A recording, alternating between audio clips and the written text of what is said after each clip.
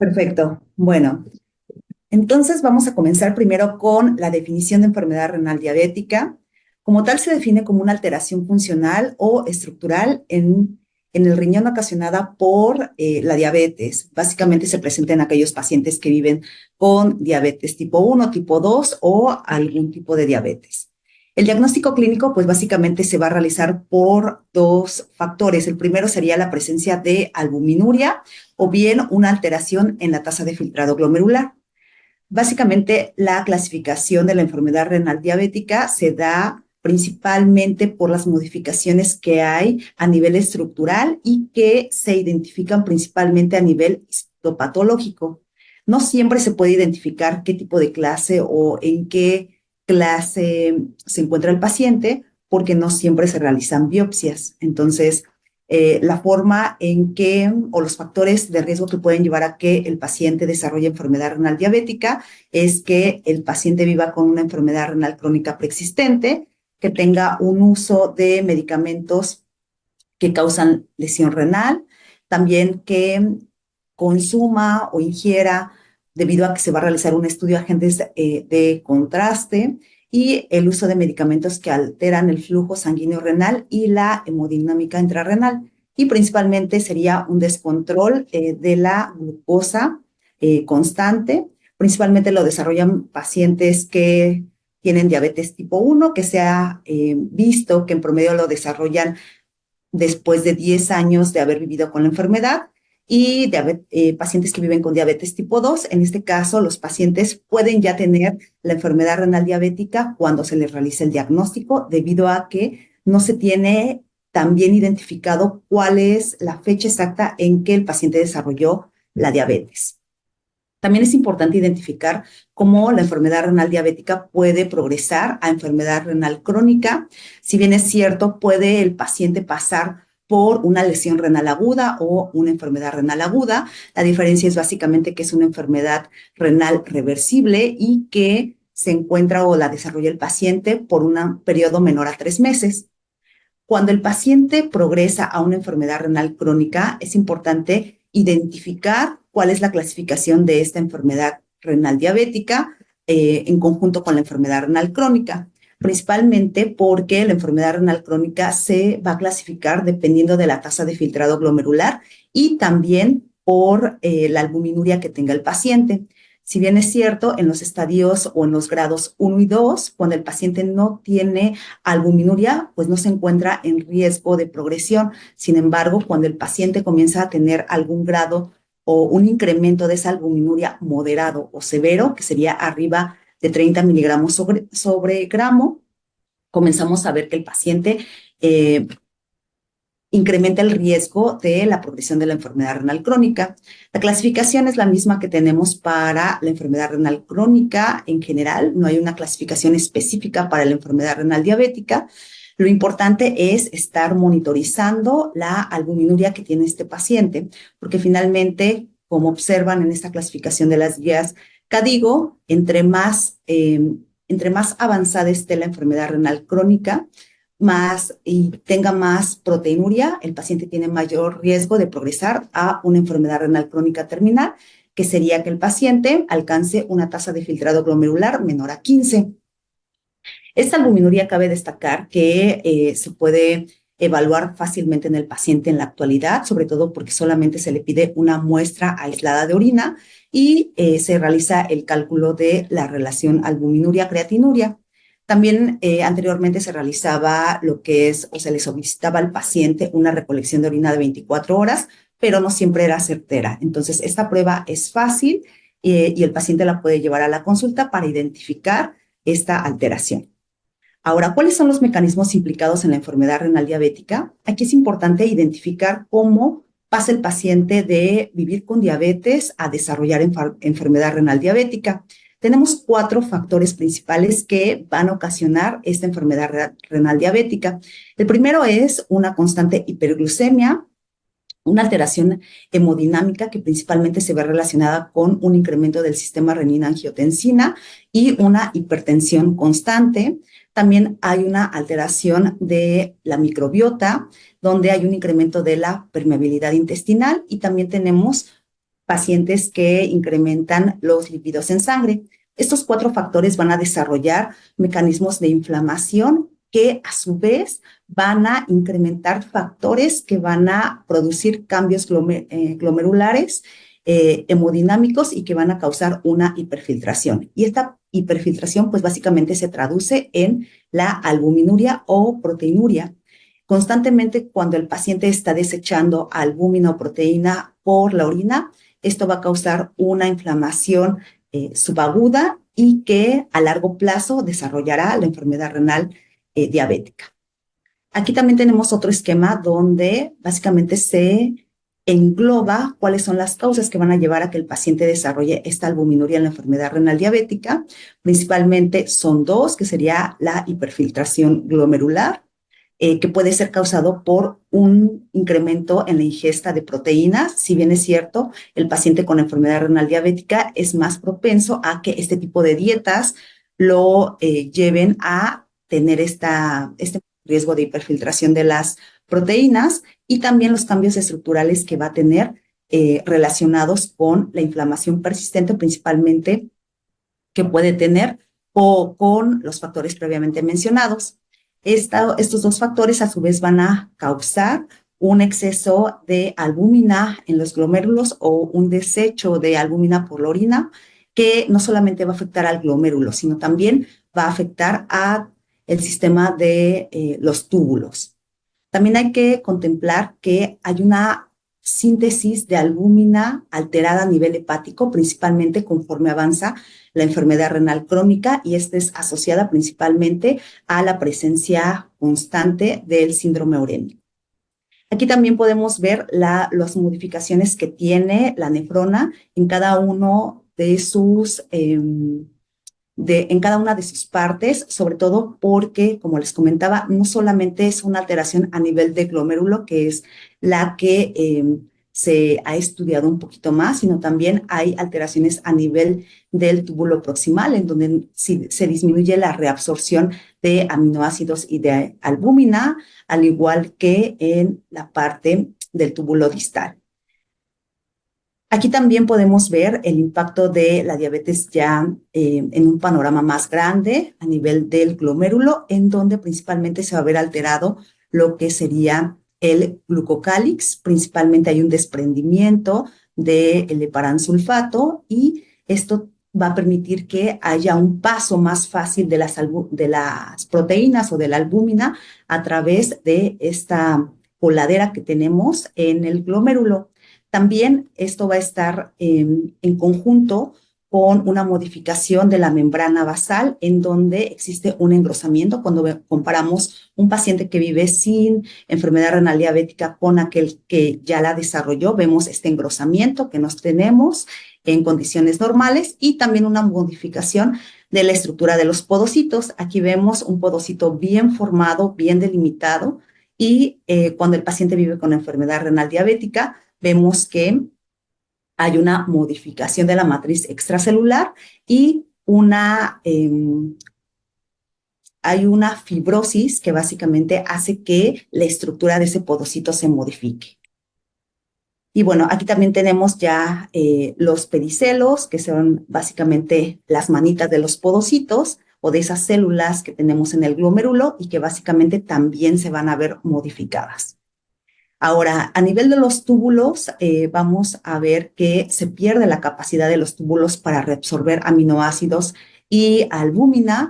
Esto básicamente, bueno, aquí tenemos en estos círculos amarillos, es la albúmina en conjunto con ácidos grasos, y las dos principales alteraciones que se suscitan en la enfermedad renal crónica es que hay una alteración del receptor FC neonatal y también hay una alteración en la endocitosis que tiene la albúmina. Esto a su vez pues va a causar que cuando se pierda esta capacidad de los túbulos para reabsorber la albúmina, va a desarrollar inflamación también a nivel tubular.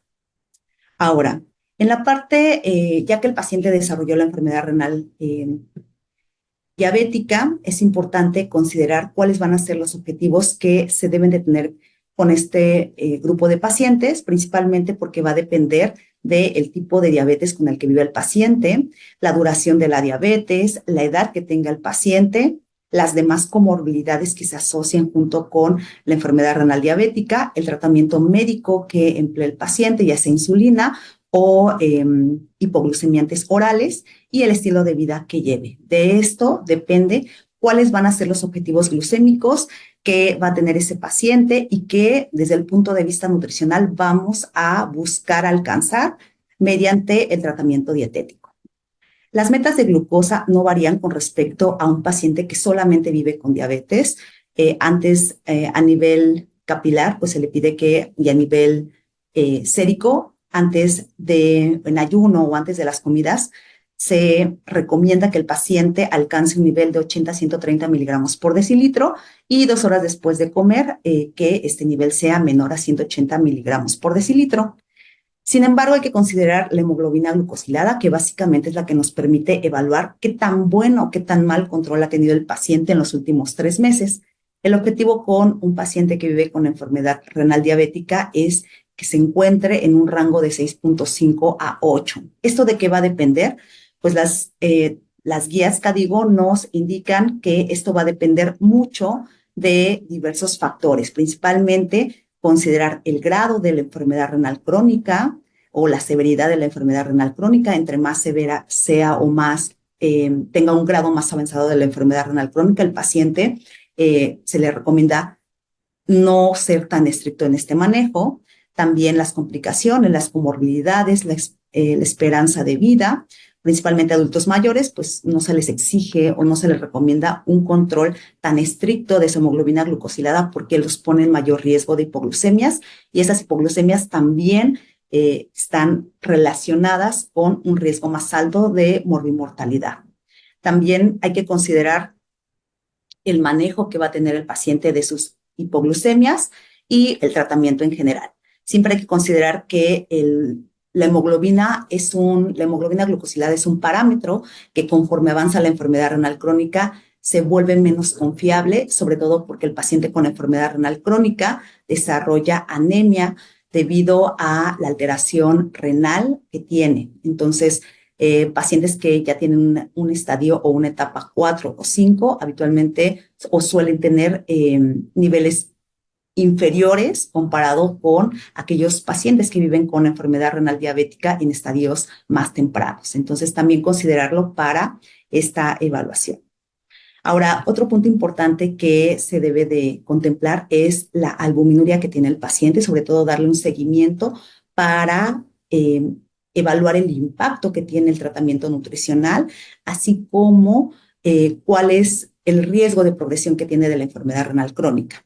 Esto va a depender mucho de la duración que el paciente tenga o que que haya vivido con la diabetes. En este caso, se recomienda que se realice al menos una vez al año en personas que viven con diabetes tipo 1 con una duración superior o igual a 5 años, y en todas las personas que viven con diabetes tipo 2. Y aquellos pacientes que ya tienen una enfermedad renal crónica, se debe de recomendar que por lo menos se realicen la prueba de 1 a 4 veces al año. Esto va a depender mucho de su tasa de filtrado glomerular.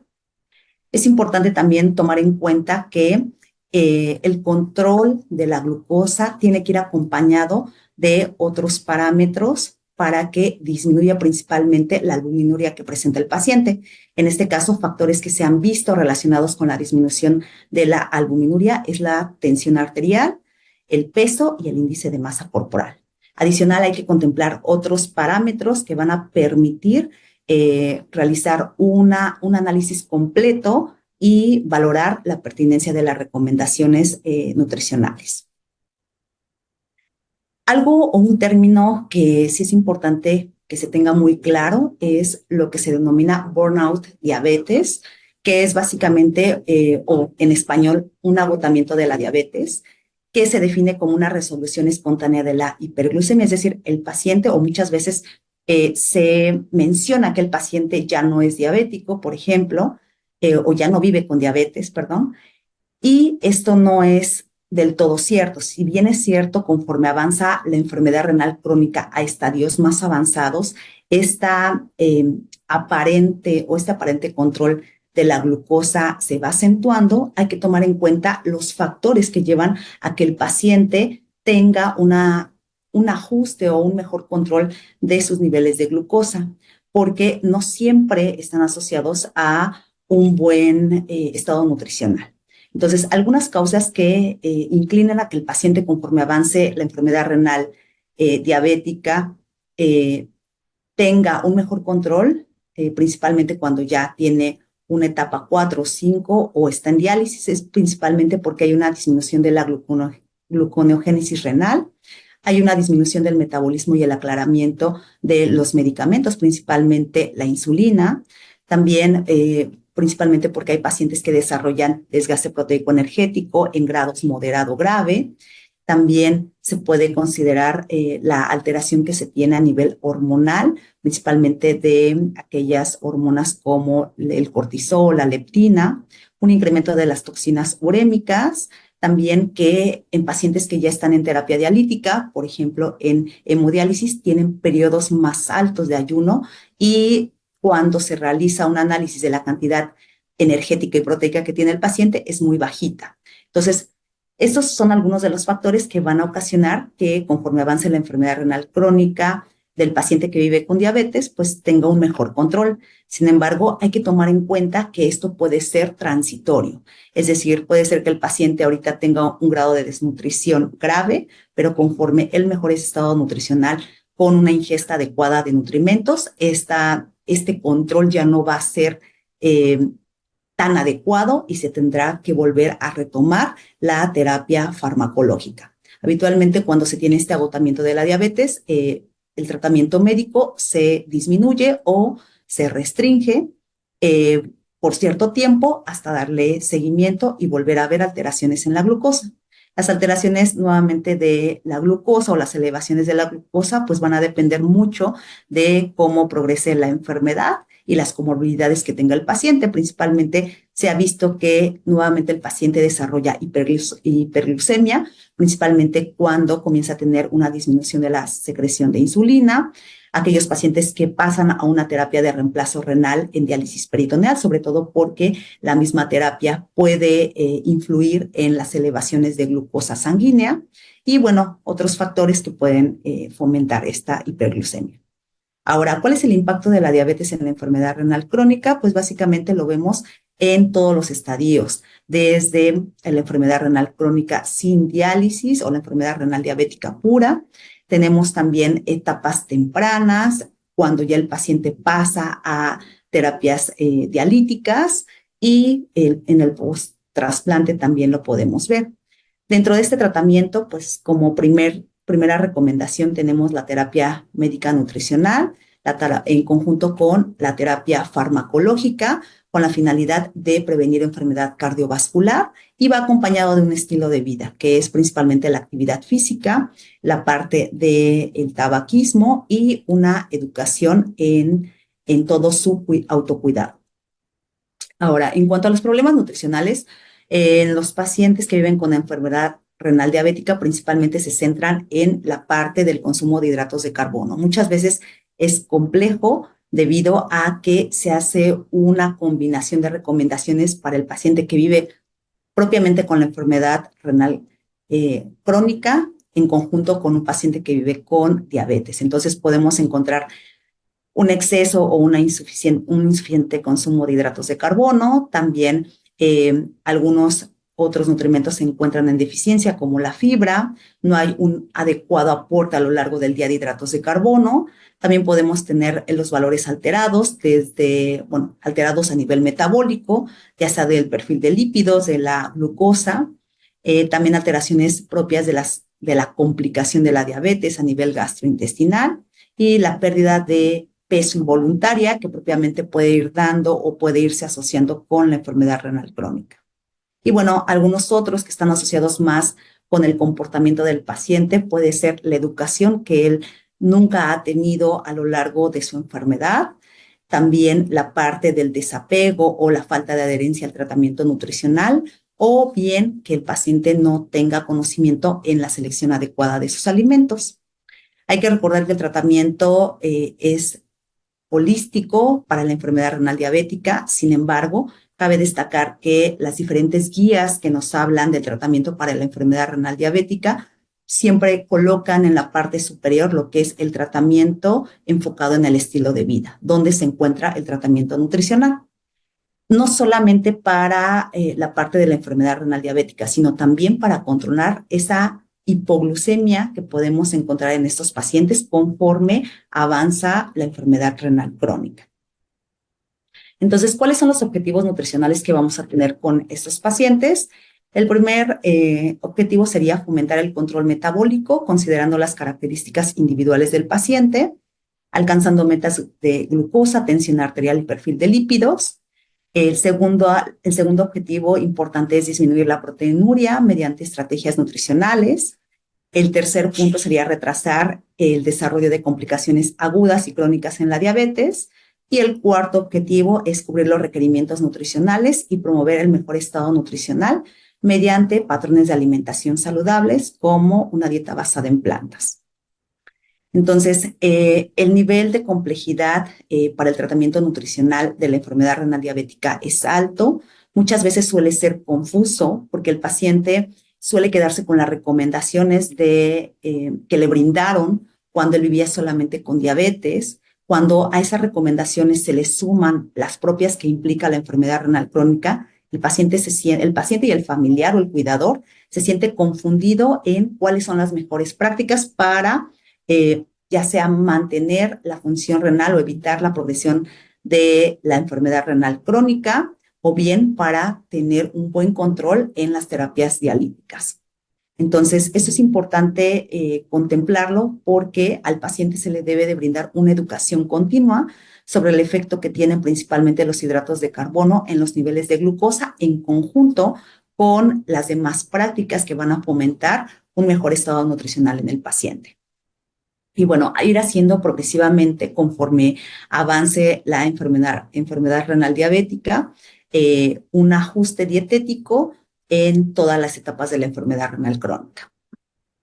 Entonces, en cuanto al requerimiento energético, las diferentes guías no nos brindan una recomendación específica para el paciente que vive con enfermedad renal diabética. Realmente se pueden retomar las recomendaciones para la enfermedad renal crónica, contemplando que estas recomendaciones que nos brindaron en el 2020, las guías KDOQI, pues fueron enfocadas en pacientes metabólicamente estables y que se consideran los diversos factores individuales del paciente, como la edad, el sexo, el nivel de actividad física, entre otros. Entonces, es importante siempre partir de esta recomendación, pero no perder de vista lo que actualmente ingiere el paciente, cómo se encuentra, cómo es su estado nutricional en general y si tiene alguna complicación en estos momentos. Ahora, con respecto a la ingesta de proteínas en el paciente con enfermedad renal crónica, enfermedad renal diabética, perdón, hay controversias. Realmente este es un estudio en donde se comparó en el paciente que vivía con enfermedad renal diabética una dieta baja en proteínas, que es un rango de 0.6 a 0.8 gramos por kilogramo por día, versus una dieta normal en proteínas, es decir, arriba de 0.8 gramos por kilogramo por día o sin ninguna restricción, que sería arriba de 1 gramo por kilogramo por día. ¿Qué es lo que vemos básicamente en esta tabla? No les puse todas las gráficas, sino más bien todos los efectos que tuvo sobre la mortalidad, la progresión de la enfermedad renal crónica, los cambios que tenía en la tasa de filtrado glomerular, los cambios que se tenían en el aclaramiento de creatinina a lo largo de un año, los cambios en la excreción de proteínas en un día y de albúmina y los cambios que tuvo en la parte de la albuminuria, pues básicamente ninguno tuvo un resultado significativo cuando se compararon ambas dietas. ¿Qué quiere decir esto? Pues que básicamente no se vieron mejorías adicionales porque el paciente llevase una dieta baja en proteínas, que es básicamente lo que se buscaba encontrar. También cuando se identificaron algunas mediciones o algunos indicadores nutricionales como el peso corporal y el índice de masa corporal, tampoco se vieron efectos de una dieta baja en proteínas versus una dieta más alta en proteínas. Y adicional, se mencionaba en este artículo que la dieta baja en proteínas no fue satisfactoria en los pacientes. Entonces, algo importante y que siempre está en controversia es que tanto restringir las proteínas en el paciente con enfermedad renal diabética. Entonces, la recomendación que nos brindan las diferentes guías, pues básicamente difiere un poco, sobre todo en los últimos años. En las guías o en la última actualización que se hizo de las guías Kadoki en el 2020, nos daba una recomendación para el paciente que vive con enfermedad renal diabética, que va en un rango de 0.6 a 0.8 gramos por kilogramo de peso corporal por día, y una dieta muy baja en proteínas, que es de 0.55 a 0.6 gramos por kilogramo por día, más análogos de cetoácidos o aminoácidos. Y bueno, una ingesta más elevada en pacientes en diálisis. Sin embargo, retomando la parte del paciente que vive sin diálisis, las diferentes evidencias muestran que realmente no hay un estudio que realmente asegure que el paciente tiene mejoría o tiene un mejor desenlace cuando se hace una restricción. De ahí que las guías de la Sociedad Americana de Diabetes del 2024, pues básicamente recomendaron que el aporte proteico sea aproximadamente de 0.8 gramos por kilogramo de peso por día, es decir, no ser tan restrictivos, sobre todo porque esto pone o puede poner en riesgo al paciente desde el punto de vista nutricional.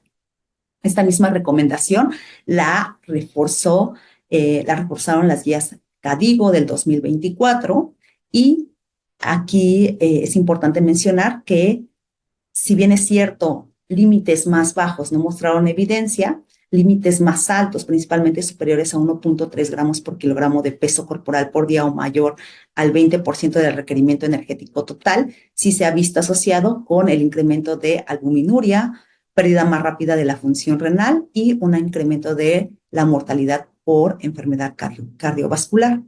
También hay que tomar en cuenta la parte, aquí me voy a regresar un poco, perdón, la parte del paciente que progresa a diálisis y en este caso también hay que considerar o individualizar la recomendación. Las guías del 2020 pues nos recomiendan un aporte de 1 a 1.2 gramos por kilogramo de peso por día, pero hay que contemplar siempre otros estados nutricionales o algunos síndromes desgastantes que se agregan a la enfermedad renal diabética, por ejemplo, el desgaste proteico energético, en donde algunas recomendaciones han mostrado que el paciente tiene beneficios cuando ingiere más de 1.2 gramos por kilogramo de peso por día y en situaciones específicamente de infección en la diálisis peritoneal, como es la peritonitis, se recomienda todavía una ingesta mayor, que sería de 1.5 a 2 gramos por kilogramo por día.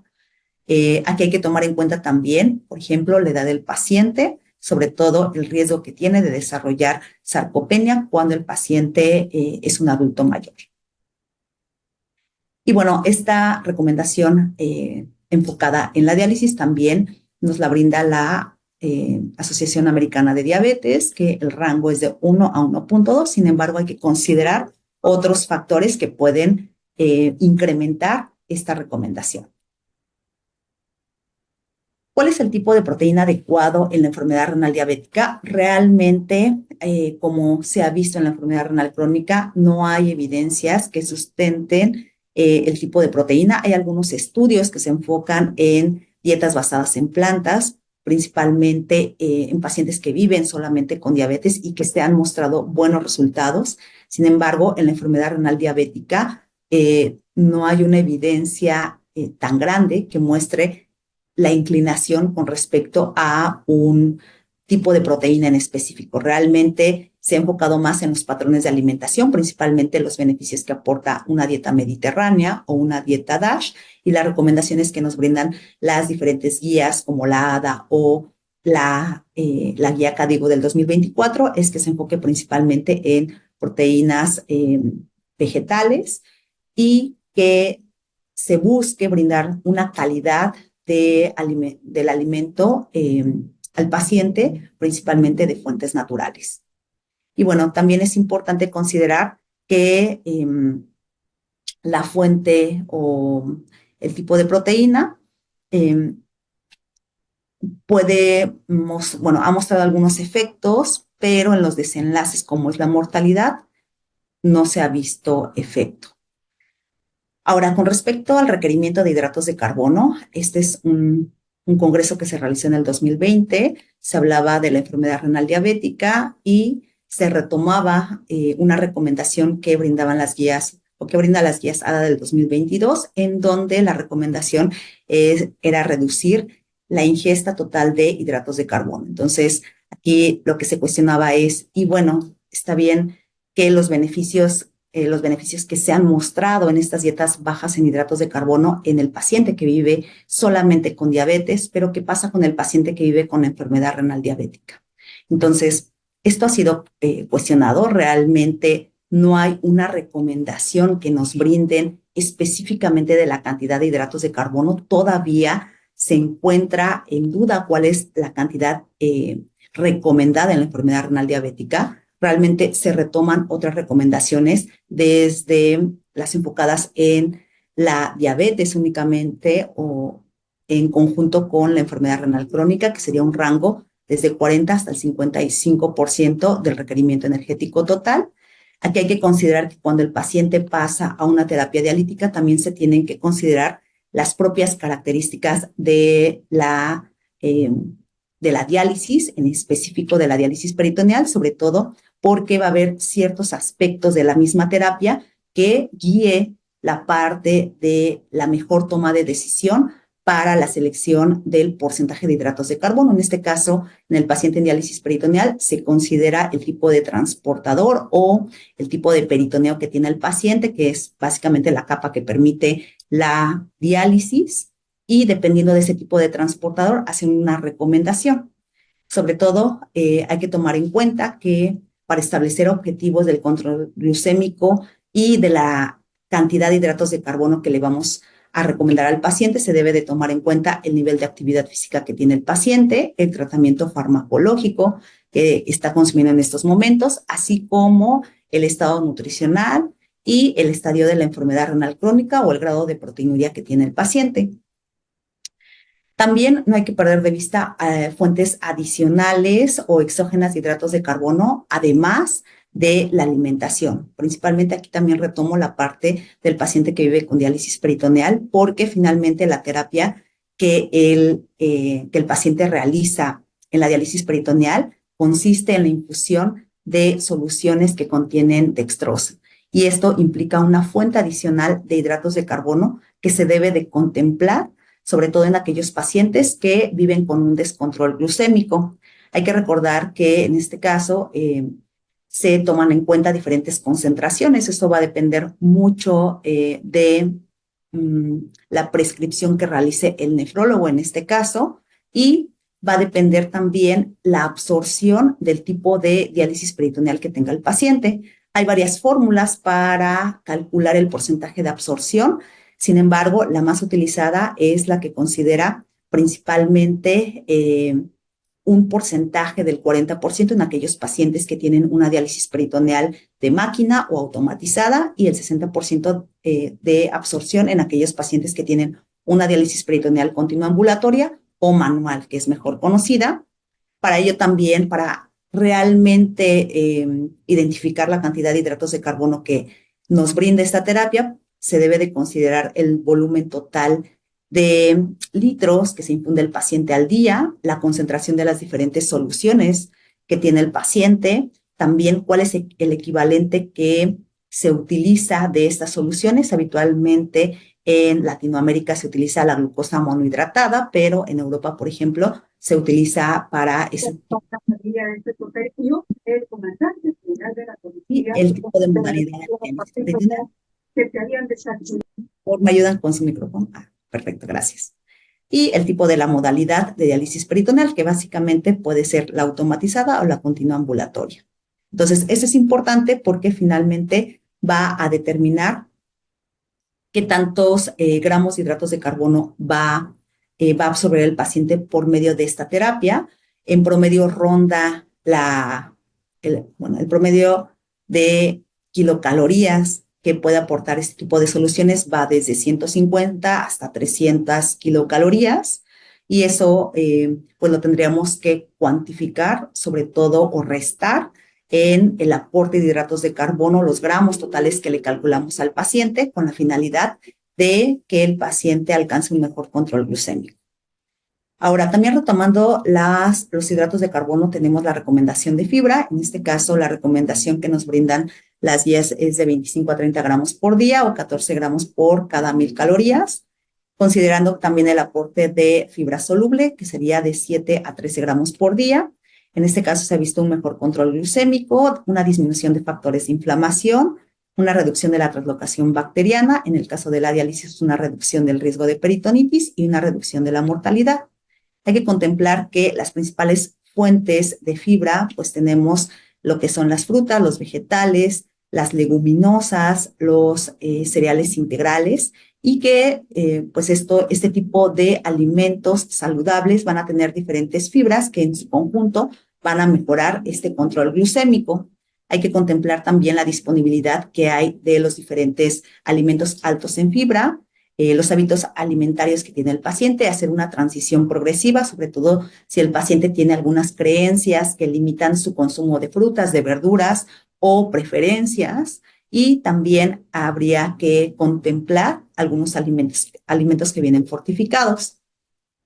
En cuanto a los requerimientos de azúcar añadida, pues más que un requerimiento es siempre tomar en cuenta que el paciente no debería de consumir más allá del 10% del requerimiento energético de azúcar añadida. Como tal, no es una recomendación. Sin embargo, cuando hacemos una transición o un cambio de hábitos de alimentación en el paciente que vive con enfermedad renal diabética y tiene un alto consumo de azúcar añadida, podemos plantearle cuál sería el consumo máximo que debería de tener e ir escalonando esos cambios con la finalidad de que pueda adherirse a largo plazo a esta modificación en la cantidad de azúcar añadida que tiene el paciente y mejorar como consecuencia su control glucémico. Con respecto a los lípidos, también como tal, no existe una recomendación específica para el paciente con enfermedad renal diabética. Aquí se retoma la recomendación que nos brindan para la población en general y para la población con enfermedad renal crónica, que es un rango de 20 a 35% del valor energético total. Siempre hay que individualizar dependiendo del perfil metabólico que tenga el paciente, y el objetivo principal es que sea una recomendación cardioprotectora para la prevención y el tratamiento de la enfermedad cardiovascular.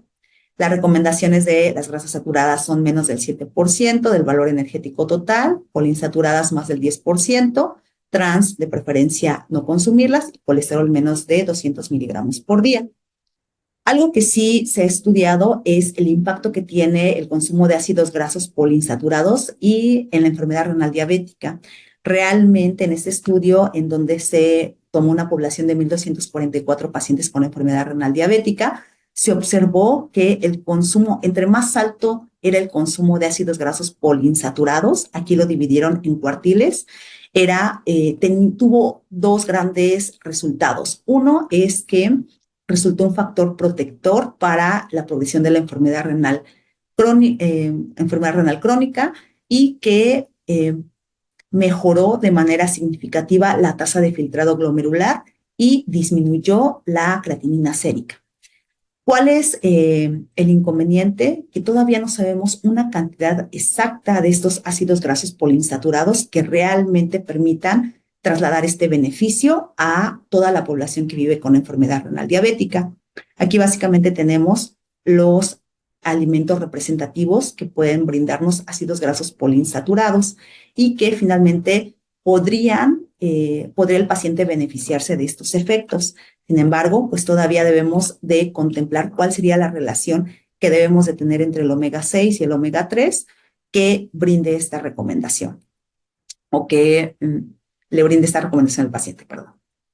También es importante que se pueda retomar la recomendación de omega 3. En este caso, tampoco hay una recomendación específica para la enfermedad renal diabética, pero se puede retomar la recomendación para la enfermedad renal crónica. En este caso, el rango es de 1,3 a 4 gramos por día, siempre considerando lo que son las fuentes naturales y que no sea de forma rutinaria, sino finalmente que tenga un objetivo que es disminuir el perfil lipídico sobre todo porque con un consumo constante no se ha visto un impacto en la disminución de la morbimortalidad.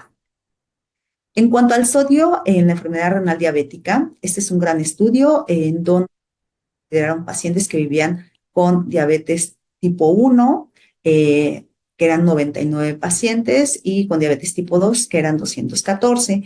En este caso, eh, básicamente se consideraba el impacto que tiene la restricción de sal en los pacientes que viven con enfermedad renal diabética. Entonces, es importante considerar que el impacto de la sal no solamente es considerando la sal añadida, sino considerar todas las fuentes de sodio, sobre todo porque se ha visto un impacto en la reducción de la presión arterial sistólica, diastólica, media. Aquí puse dos valores porque uno fue corto plazo y otro a largo plazo, y también se vio una reducción de la excreción urinaria de albúmina. Entonces, hay que considerar este impacto que tiene la restricción de sodio, pero considerando que en estos dos factores principales, que es presión arterial y excreción de albúmina urinaria, se tiene el impacto, más no en la progresión de la enfermedad renal crónica y como tal en el control de la hemoglobina glucosilada. Ahora, es importante tomar en cuenta que el hecho de tener un mejor control en la tensión arterial y en la albuminuria, tendríamos también un impacto positivo en la disminución de la enfermedad cardiovascular, en la enfermedad, en el riesgo de infartos y en la disminución de la progresión de la enfermedad renal crónica. La recomendación de sodio se puede considerar en un rango de 1.500 a 2.300 miligramos por día, que es la recomendación que nos brinda las guías CADIGO 2024, pero también considerando la recomendación para la enfermedad renal crónica, que es menor a 2.300, pues podemos considerar que el límite máximo sería esta cifra, pero hay que tomar en cuenta las características del paciente, que sería el grado de proteinuria que tenga el paciente. Realmente, entre más alto es la recomendación, debe de ser más estricta o acercarse a 1.500 miligramos por día. El grado de edema que tenga, sobre todo en aquellos pacientes que ya tienen enfermedad renal crónica terminal, el grado o la alteración en la tensión arterial, y bueno, considerar también qué tanto está disminuyendo su tasa de filtrado glomerular y con qué velocidad. Para ello, pues siempre hay que considerar las estrategias para disminuir el consumo de sodio. Realmente lo más aconsejable en los pacientes es que utilicen alimentos frescos, que disminuyan los ultraprocesados, debido a que es el grupo de alimentos que más aporta sodio, hasta en un 80-90% de la dieta, y darle recomendaciones para que haga intercambios el paciente, es decir, no solamente restringirlo, porque esto implica un cambio o una modificación en la palatabilidad de los alimentos en general, a los cuales los pacientes están acostumbrados a un sabor intenso, principalmente de los conservadores artificiales, ¿no? Ahora, con respecto al potasio, en este caso hay que tomar en cuenta la recomendación para la enfermedad renal diabética sin diálisis. Aquí el paciente puede, conforme avanza la enfermedad renal crónica, desarrollar hipercalemia, pero hay que observar principalmente el consumo de fármacos que puedan favorecer esta hipercalemia, principalmente la presencia de inhibidores de la enzima convertidora de angiotensina, los ARA2 y las antagonistas de los receptores de mineralocorticoides. Pero también, por el otro lado, tener en cuenta aquellos pacientes que se pueden encontrar en riesgo de niveles bajos de potasio, sobre todo por el consumo de diuréticos, dependiendo del número de tabletas que tomen al día. Ahora, con el paciente, ya sea con o sin diálisis, las recomendaciones son muy claras en este aspecto. En los últimos años realmente ya no se realiza ninguna restricción, sobre todo se busca favorecer el consumo de alimentos ricos en potasio, principalmente por el aporte de fibra. Y este ajuste se va a ir dando dependiendo de los niveles séricos que tenga el paciente. Solamente se recomienda hacer restricciones después de haber descartado otros factores no nutricionales de la ingesta de potasio, que en este caso en algunas bibliografías se menciona que puede ser de 2.000 a 2.500 miligramos por día. Adicional a esto, pues también considerar en algún momento dado de la enfermedad renal diabética, principalmente si ya se encuentra el paciente en terapia de reemplazo renal, incluir algunas técnicas culinarias que van a permitir que integre a su plan de alimentación alimentos que son altos en potasio, pero serían las últimas estrategias con la finalidad de que no se sacrifiquen nutrimentos adicionales. En cuanto al fósforo, aquí sí es importante también resaltar que tampoco existe una recomendación actualmente con respecto a la cantidad que se deba de consumir en la enfermedad renal diabética. Siempre se debe de buscar ajustar el fósforo a los niveles séricos y principalmente identificar la biodisponibilidad que tienen las fuentes de fósforo. En este caso, hay que recordar que existen distintos tipos de fósforo y que la absorción va a depender de la calidad del alimento, que en este caso, si es un fósforo orgánico, pues el orgánico vegetal, como los frijoles, las habas, las lentejas, debido a que se encuentra unido a fitato, pues la absorción va de un 10 a un 30%. Si es fósforo orgánico animal, este se incrementa del 40 al 60%, pero si es fósforo inorgánico de fuentes artificiales, la absorción se incrementa del 90 al 100%.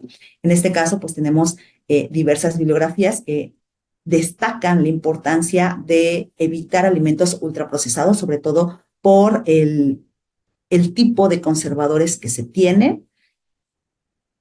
Y adicional a esto es importante que se utilicen en lugar de semáforos clasificados por alimentos naturales, mejor que se utilicen alimentos que son altos en fósforo, en donde principalmente se remarque la importancia de disminuir o evitar el consumo de alimentos ultraprocesados. Aquí, por ejemplo, lo que muestran es una salchicha, pero se tiene libertad en las verduras, las frutas y tomar con precaución algunos otros alimentos que son o que tienen una biodisponibilidad más alta de forma natural.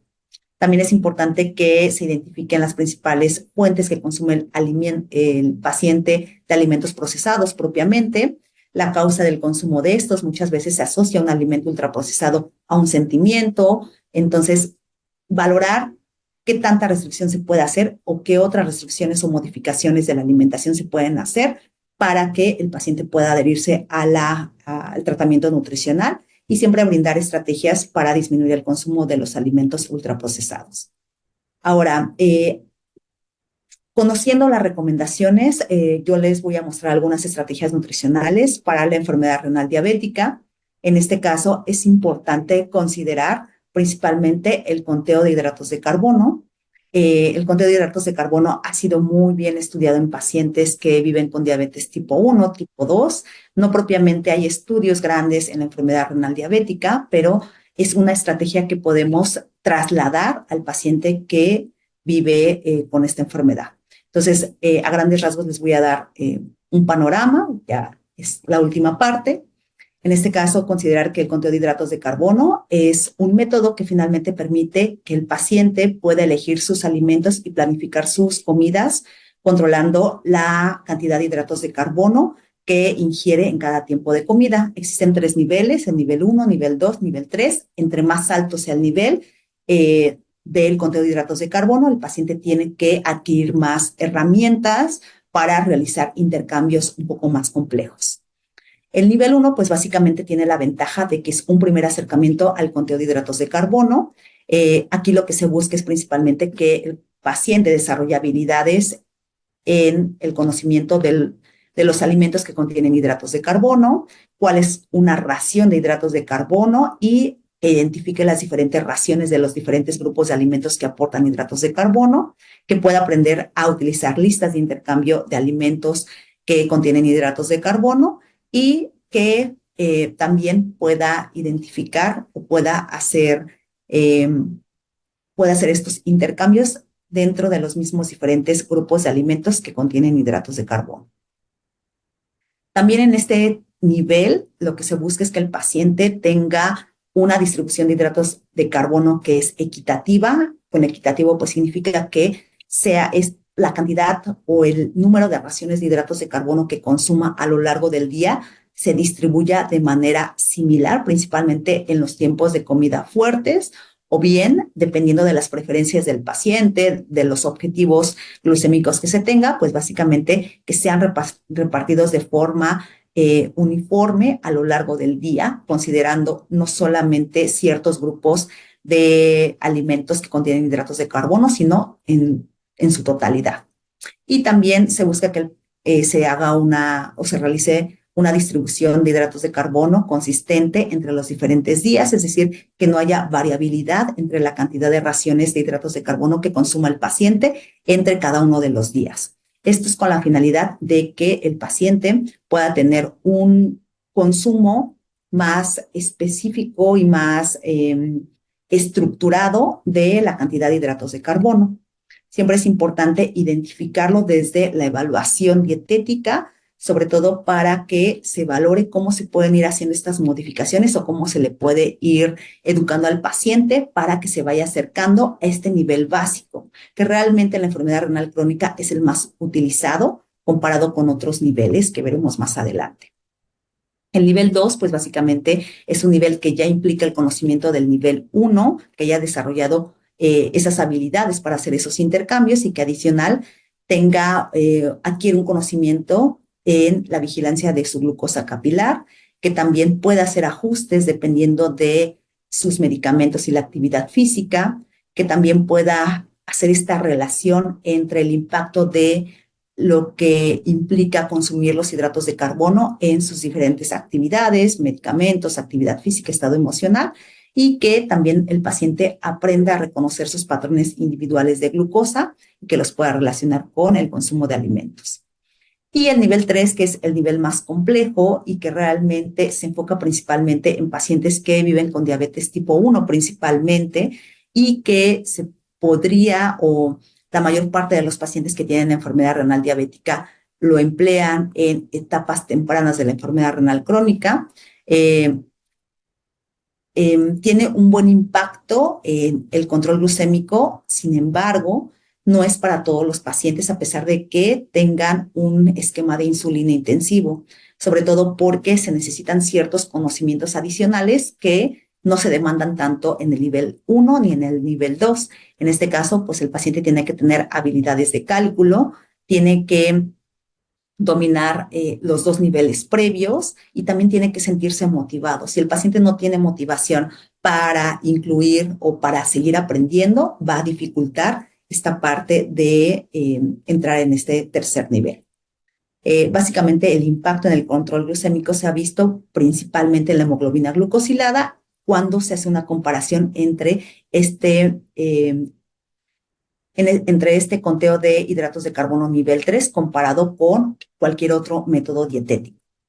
Y bueno, recordar que este nivel de nivel 3 o nivel avanzado básicamente se utiliza cuando se hace una combinación de insulinas ultra rápida o rápida con insulinas basales, que sería o insulinas basales o prolongadas. La principal ventaja que se tiene en este nivel y que principalmente desarrollan los pacientes que viven con diabetes tipo 1 es la flexibilidad que tienen para seleccionar alimentos que no siempre contienen hidratos de carbono saludables y que pueden ajustarlo con el régimen de insulina para alcanzar niveles adecuados u objetivo que tengan del control glucémico. Y bueno, aquí hay que tener mayor conocimiento, básicamente hay que conocer algunas definiciones muy específicas, hacer cálculos de la relación de insulina y hidratos de carbono, del factor de corrección o sensibilidad a la insulina, que en combinación pues van a permitir que el paciente calcule realmente cuáles serían las unidades de insulina que necesita aplicarse para alcanzar por una parte el objetivo glucémico antes de ingerir cierto tipo de alimentos y que esos alimentos que quizás superan la recomendación no puedan tener un impacto negativo en sus niveles de glucosa. El principal riesgo de este nivel 3 es muchas veces que el paciente pueda tener, en dado caso, un incremento del índice de masa corporal, sobre todo porque va dominando muy bien esta parte de ingerir mayor cantidad de hidratos de carbono, obteniendo entre comillas, un adecuado control glucémico. Siempre hay que valorar entonces la motivación en este último nivel la habilidad de conteo de hidratos de carbono, la capacidad de toma de decisiones y el conocimiento y apego a un plan de alimentación balanceado. A esto también pues se deben de añadir más estrategias, perdón, para que, porque una estrategia como tal no ha mostrado que realmente fomente el mejor control glucémico en la enfermedad renal diabética y disminuya la progresión de la enfermedad renal crónica. Entonces, también se puede utilizar como estrategia el índice glucémico o la carga glucémica. Sin embargo, pues no ha mostrado como tal un impacto benéfico en el control glucémico de manera aislada. Tiene que ir acompañado de otra estrategia. También es importante tomar en cuenta patrones de alimentación saludables.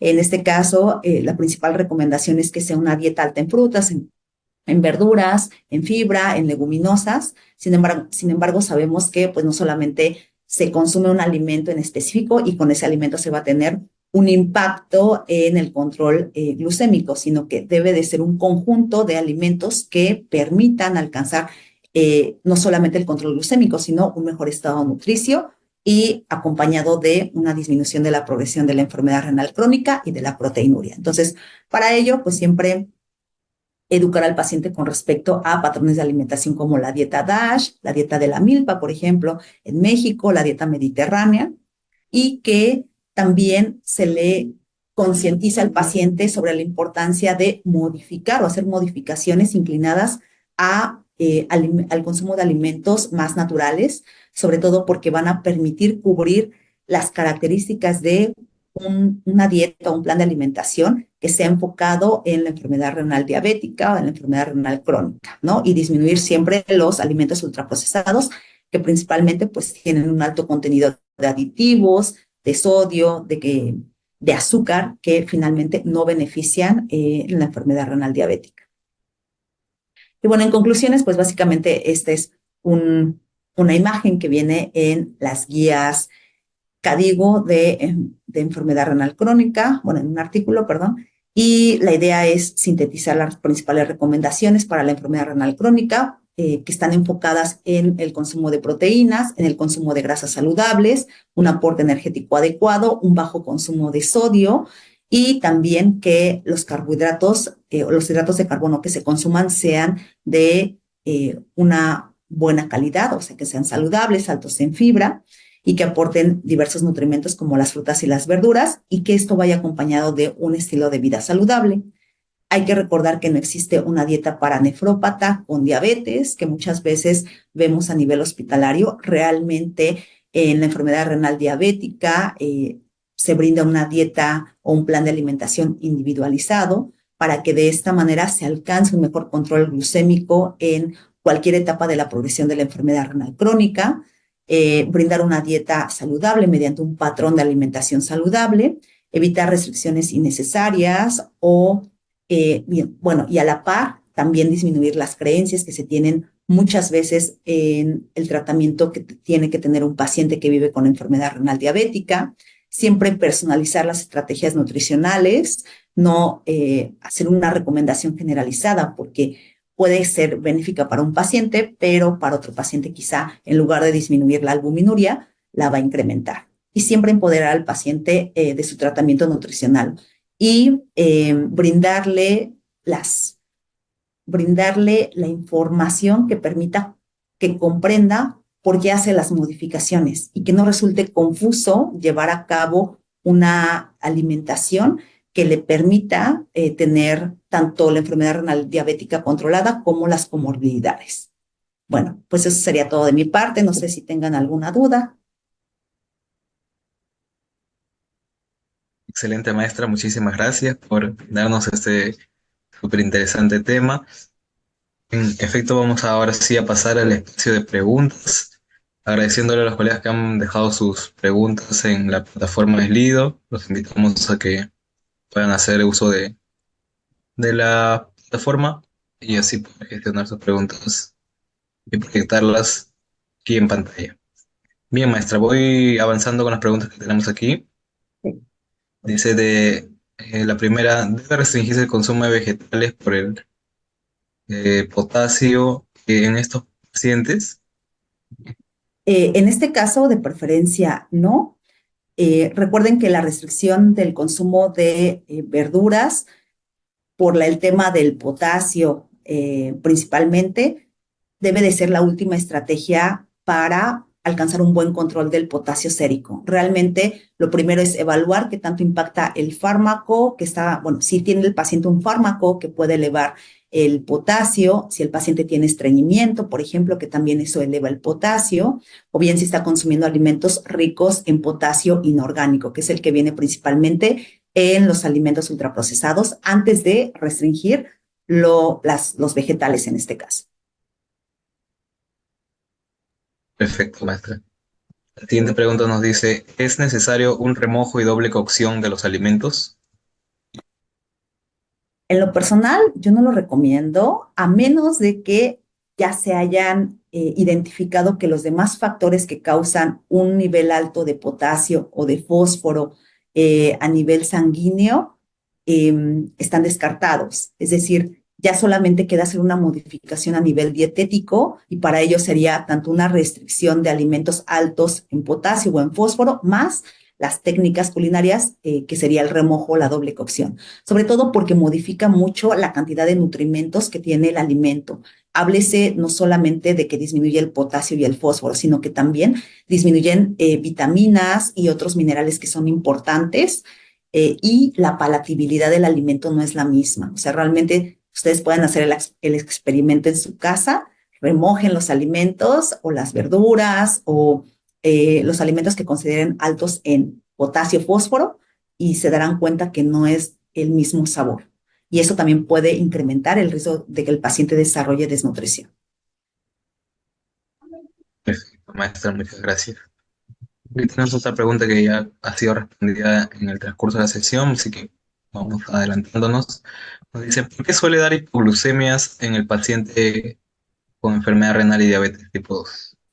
Sí, básicamente aquí era lo que mencionaba con respecto a que cuando el paciente avanza con enfermedad renal diabética, cuando avanza a la enfermedad renal crónica terminal, suele tener un periodo que en muchos pacientes se puede prolongar por más tiempo, pero en este tipo de periodos, básicamente debido a la desnutrición, debido a que la función renal ya no depura tan adecuadamente la insulina, por ejemplo, o bien el tratamiento farmacológico oral, el paciente se pone en riesgo de hipoglucemias.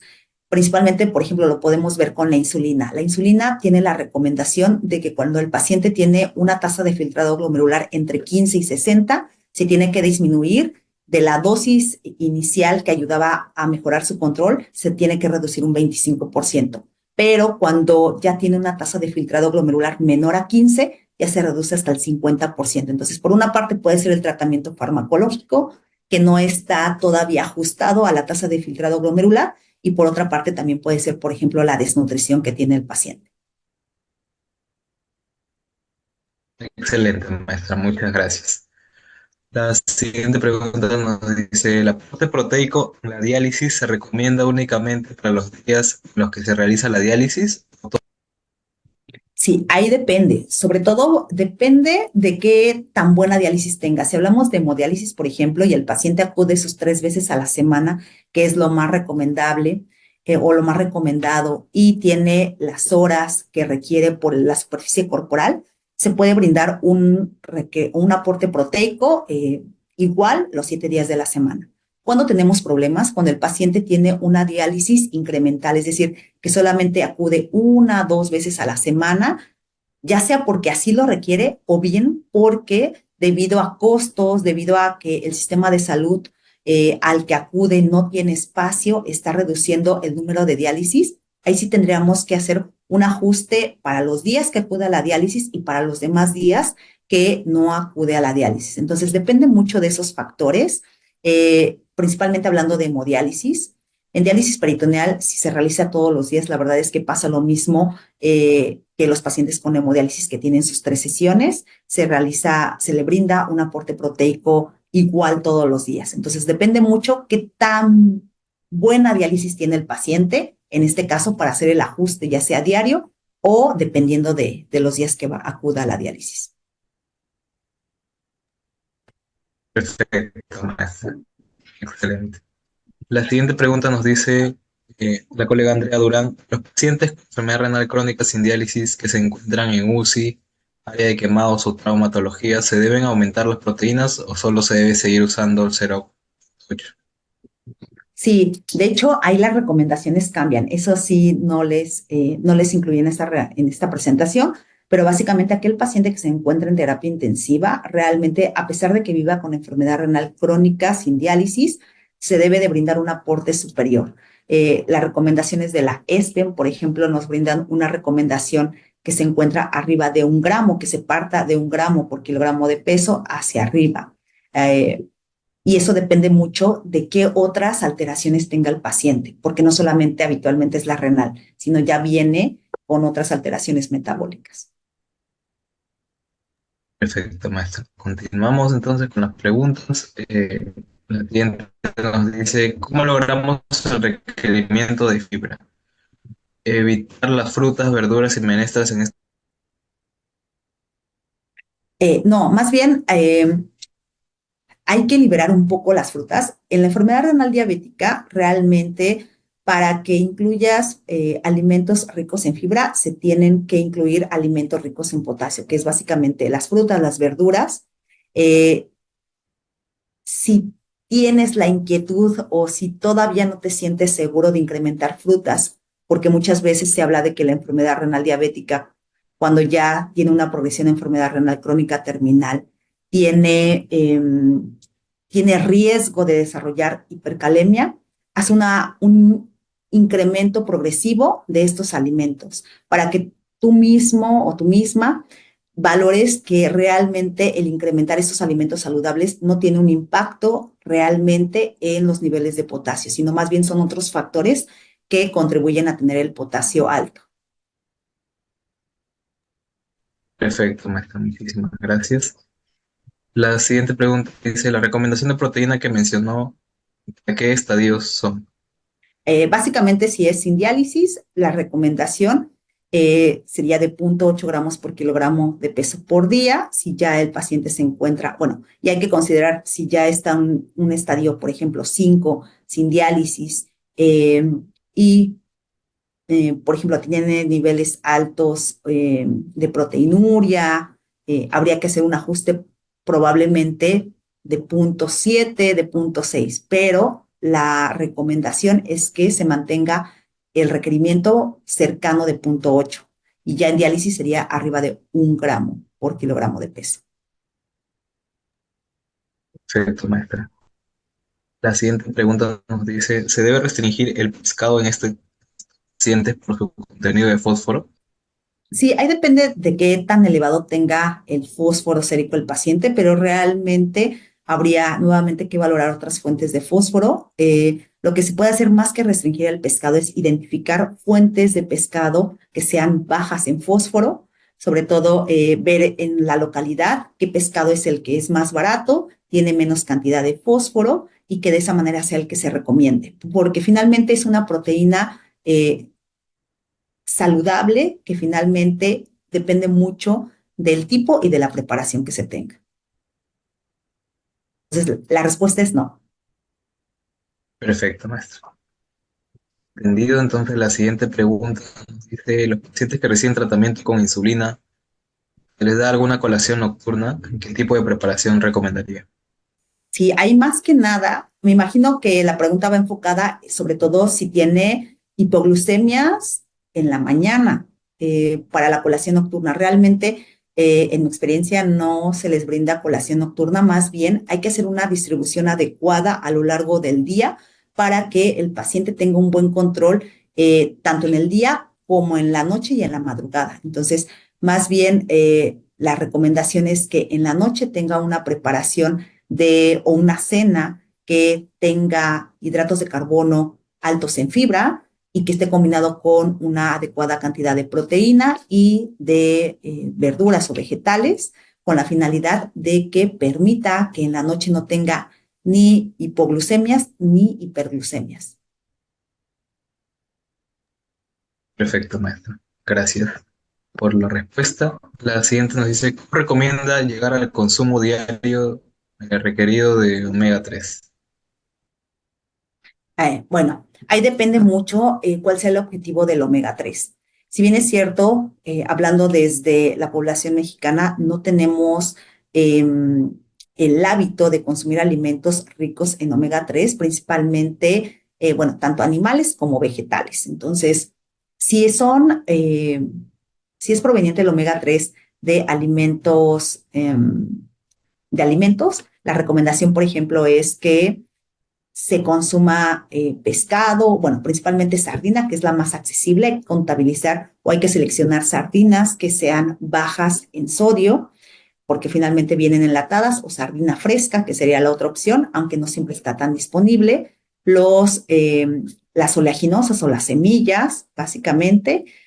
También por temas de costo, muchos de los pacientes no las ingieren.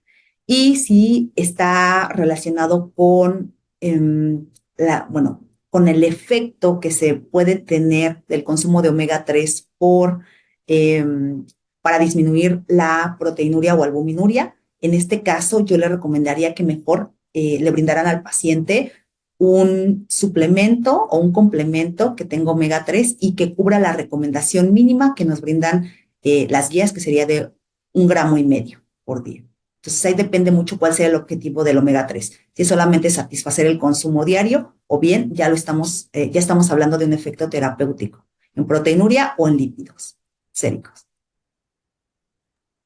Perfecto, maestra. Muchas gracias por su respuesta. Vamos finalizando con las últimas preguntas. La, Aquí nos dice, ¿los valores de creatinina elevada amerita una dieta baja en... Sí, en este caso, amerita una dieta baja en proteínas, es decir, partiendo de 0,8 gramos por kilogramo por día. Sin embargo, hay que evaluar, uno, qué tan alta es esa creatinina y el tiempo. El tiempo depende mucho, ¿no? Depende sobre todo si el paciente tiene enfermedad renal diabética y se encuentra en una etapa de enfermedad renal crónica aguda, por ejemplo, o agudizada, o bien ya es propiamente enfermedad renal crónica. Entonces, ahí habría que ver más bien, porque muchas veces los pacientes que viven con diabetes suelen tener procesos agudos, ya sea porque tuvieron alguna complicación y la creatinina incrementa, pero si tienen un buen abordaje de un plan de alimentación que esté controlado en proteínas, pueden recuperar una buena cantidad de su función renal, es decir, pueden bajar esa creatinina. Pero ahí depende mucho si es una enfermedad renal crónica o una enfermedad renal aguda.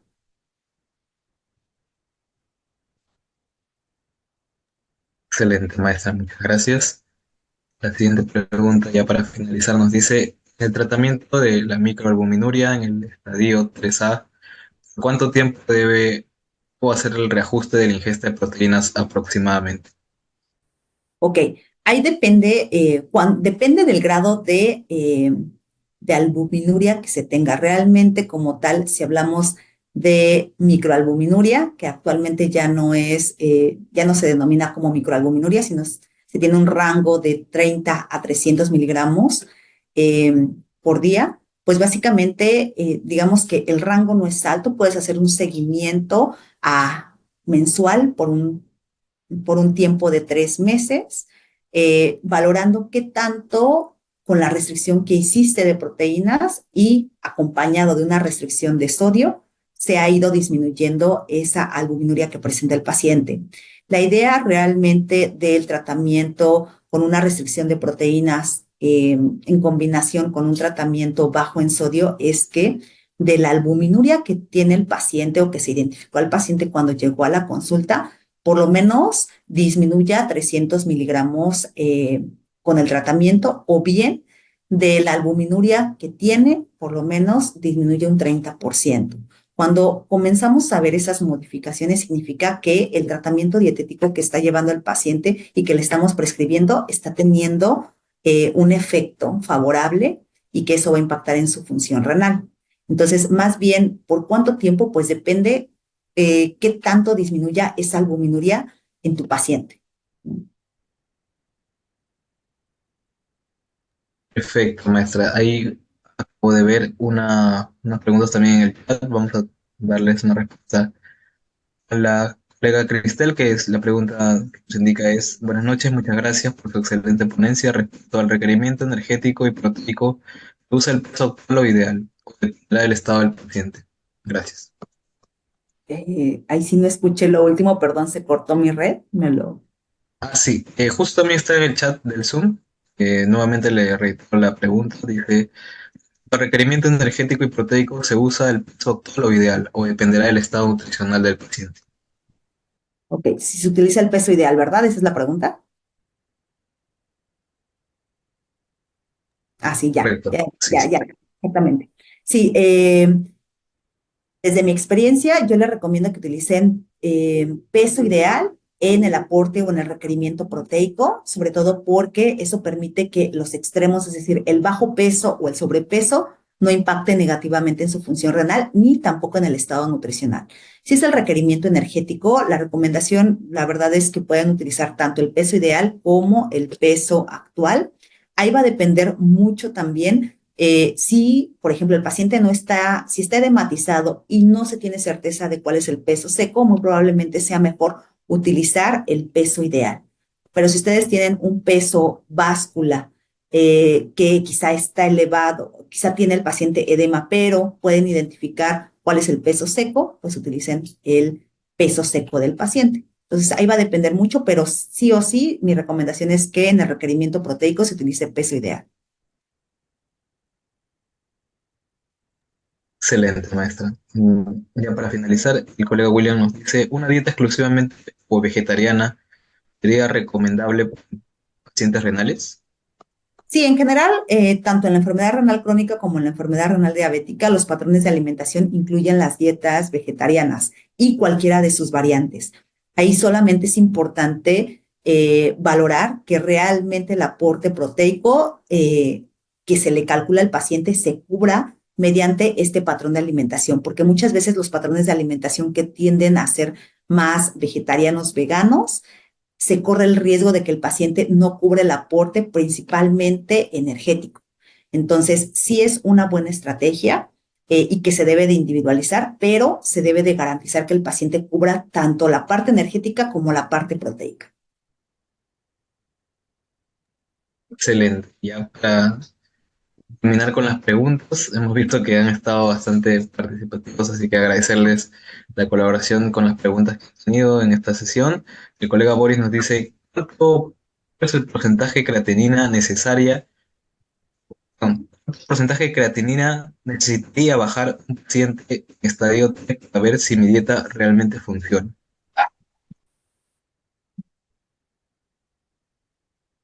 Más bien hay que recordar que uno de los objetivos del tratamiento nutricional muchas veces no es que baje la creatinina, sino que más bien se mantenga la creatinina sérica en el rango que se encuentra al momento en el que el paciente llega a la consulta. ¿Por qué? Porque eso garantiza que la tasa de filtrado glomerular se mantenga en un estadio 3 o 4 o 5 incluso, ¿no? Más bien, en algunos casos puede suceder que se recupere cierta función renal, es decir, que la creatinina disminuya, pero no sería un primer objetivo o no se centren específicamente en la creatinina, ya que el paciente vive con la enfermedad renal crónica, sobre todo porque muchas veces puede que se mantenga y eso ya es un gran logro. Es decir, estamos manteniendo al paciente en la etapa en la que llegó a nuestra consulta, ya no estamos favoreciendo la progresión de la enfermedad renal crónica y el efecto se tiene, o el objetivo más bien es que se mantenga ese efecto a mediano o largo plazo. Si se gana función renal, perfecto, ¿no? Pero muchas veces, principalmente en la enfermedad renal diabética, ya no es tan fácil que se recupere la función renal o se disminuya la creatinina como tal. Perfecto, maestra. Muchísimas gracias por ayudarnos con esta última consulta.